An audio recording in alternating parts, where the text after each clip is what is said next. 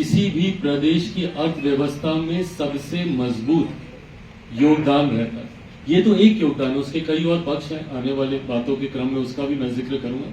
और उसका सबसे मजबूत योगदान उस प्रदेश की आर्थिक व्यवस्था को मजबूत करना। और किसी भी विपरीत परिस्थिति में, उदाहरण के तौर पे कोरोना के समय भी हम लोगों ने देखा, जहां बड़ी बड़ी फैक्ट्रियां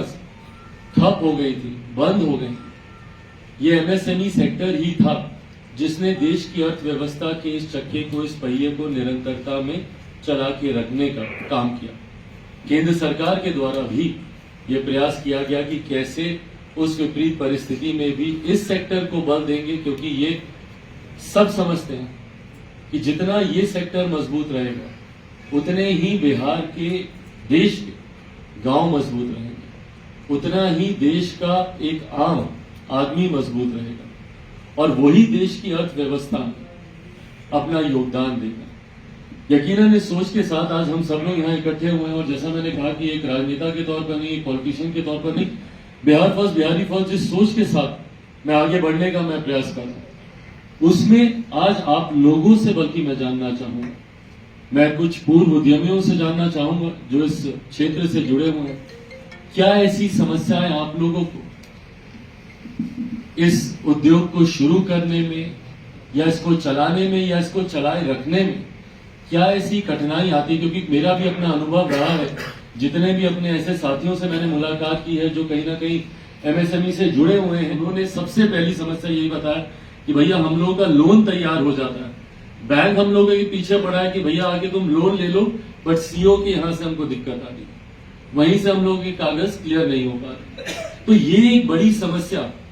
हम लोग अनुभव करते हैं। बहरहाल मैं आप लोगों से भी जाने से पहले मैं जरूर जानना चाहूंगा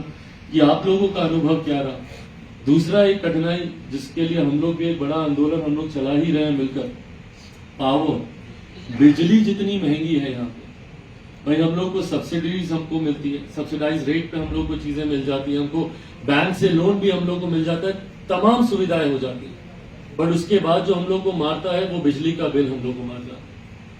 जो इतना इन्फ्लेमेटेड होता है, जो इतना बढ़ चढ़कर होता है, जिसपे लगातार हम लोगों की पार्टी के द्वारा भी आंदोलन किए जा रहे हैं, हम लोग भी उसमें प्रदर्शन कर रहे हैं। और कई बार